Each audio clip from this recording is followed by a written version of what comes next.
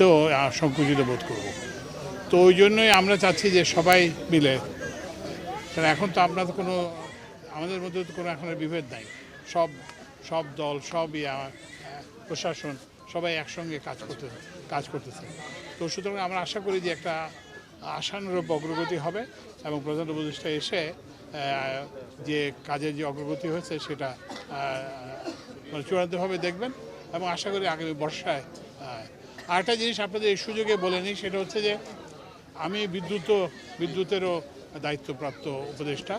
তো এই বিদ্যুতের জন্য কিন্তু বিদ্যুতের অপব্যবহার রোধ করতে হবে, তারপরে হচ্ছে যে বেআইনি সংযোগ এগুলো রোধ করতে হবে, আর হচ্ছে যারা এসি চালান বাসা বাড়িতে তারা এটা 25 ডিগ্রি অথবা তার উপরে রাখবেন, কারণ 25 ডিগ্রিতে যথেষ্ট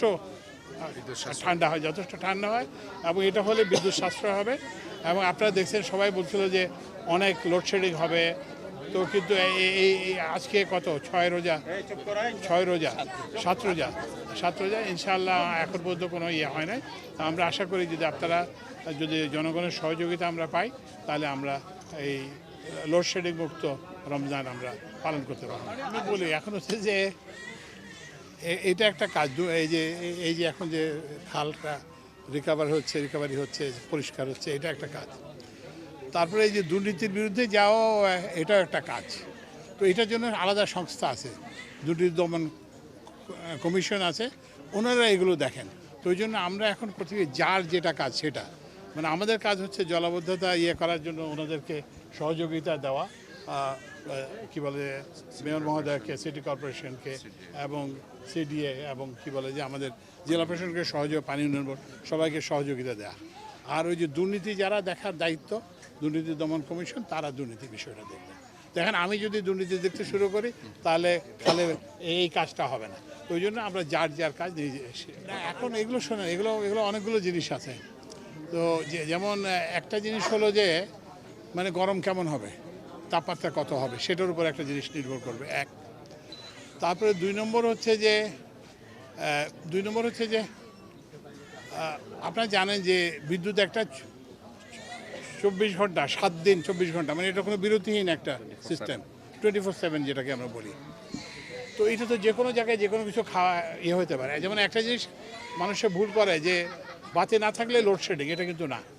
কারণ আপনি লোডশেডিং একটা জিনিস, যে লোডশেডিং মানে হচ্ছে যে আপনার বিদ্যুৎ নাই, দিতে পারছেন না, সেই জন্য অন্য জায়গায় আপনি কমাই দিলেন।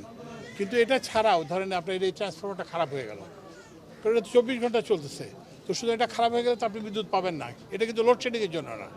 তো ওই জন্য আমরা এই জন্য বললাম যে আমরা এটার জন্য আর্থিক আয়োজন করা দরকার, ডলার দরকার, এলএনজি আমরা 4 কার্গো বেশি আনতেছি, তারপরে মেশিনগুলোকে রাখছি। তো এরপরেও কিন্তু অনেক জিনিস আছে যেগুলো আমরা জানি না, তাপমাত্রা কত হবে এটা তো আমি জানি না, বুঝতে পারছেন। তারপর হচ্ছে যে কোন মেশিনটা কখন খারাপ হবে, কোন ট্রান্সপোর্টটা কখন খারাপ হবে সেটা আমরা জানি না। তো এত সত্ত্বেও আমরা চেষ্টা করব যে একটা মানে গ্রীষ্মটাকে একটা মানে লোডশেডিং যাতে করতে না, আর লোডশেডিং যাতে করতে না হয়, আর করলেও যাতে সহনে মাত্রা হয়। আরেকটা হচ্ছে লোডশেডিংয়ের মধ্যে আগে যে একটা ছিল যে কতগুলো লাইন ছিল যেখানে কোনোদিন বিদ্যুৎ যেত না, তো সেটা হবে না। এখন যদি লোডশেডিং করতে হয় এটা শহর গ্রাম এবং ওই যে বিভিন্ন শহরের মধ্যে বিভিন্ন এলাকার মধ্যে আমরা সমভাবে ভাগ করি। এটা আমি বলি, এটা হচ্ছে কি এখানে তো হাজার হাজার কোটি টাকা খরচ হয়েছে, কোনো রেজাল্ট হয় না। তো ওই জন্য আমরা বলছি যে আগে কাজটা হোক, আমরা দেখি একটা দৃশ্যমান উন্নতি হোক, টাকা কোনো সমস্যা না, টাকা পাওয়া কোনো সমস্যা না, কিন্তু এটা পাইলট হিসেবে আমরা দেখি। তারপরে দৃশ্যমান যদি অগ্রগতি হয়, আমরা চট্টগ্রামবাসী যদি আমাদেরকে বলে যে না এইবার আমাদের বন্যা কম হয়েছে, জলাবদ্ধতা কম হয়েছে, কিংবা এটা হলেও এটা স্বল্পস্থায়ী ছিল, তাহলে টাকার কিন্তু কোনো সমস্যা নেই। মেয়র মহোদয় যে টাকা চাইছেন এটা কিন্তু দেওয়া সম্ভব, কিন্তু আগে আমাদেরকে সবাইকে সম্মিলিতভাবে প্রমাণ করতে হবে যে আমরা টাকার সদ্ব্যবহার করতে। যাই হোক, এখন এটার ব্যাপারে হচ্ছে কি যে এগেইন মানে আমরা তো সব কিছু জানি না, বুঝতে পারছেন, যে ওখানে একটা নদীতে একটা দিছে, এখানে কি হবে না হবে, কাজের অনেক জিনিসগুলো আসছে, নতুন আসছে, তো সেগুলো ওরা সংশোধন করার চেষ্টা করে। এটাই আমি আজকে দেখতে গেছিলাম। এবং এই যে সবাইকে মিলে ডিভিশনাল কমিশনার ছিলেন, ডিসি সাহেব ছিলেন, তারপরে বিআইডব্লিউটি ছিলেন, বিআইডব্লিউটিসি ছিলেন, তো সবাই মিলে এখন ওনারা বাকি কাজগুলো করবেন এবং বাকি কাজগুলো করে এটা সহসাই চালু হবে। প্রথমে এটা পরীক্ষামূলকভাবে চালু হবে, ফেরি চলাচল করবে। তারপরে যখন আমরা দেখব যে সব কিছু ঠিক আছে, তখন এটা পরীক্ষামূলকভাবে চালু করা উদ্বোধন করবেন আমাদের ডিভিশনাল কমিশনার মহোদয়। আর এরপরে যখন এটা দেখা যাবে যে এটা ঠিক আছে, তখন আমরা আগের মতো ওই যে উপদেষ্টারা এসে, বিশেষ করে নৌ পরিবহন উপদেষ্টা যার এটা দায়িত্ব, উনি আসবেন এবং অন্যান্য উপদেষ্টারা এসে আমরা এটা করব এবং আগের মতোই প্রধান উপদেষ্টা লাইভ টেলিকাস্টের মাধ্যমে তার বক্তৃতা দেবে। এটা ওনারা আমাদেরকে বলুক, এখন ওরা দেখতেছেন, ওরা এগুলো করে কিন্তু খুব দেরি হবে না।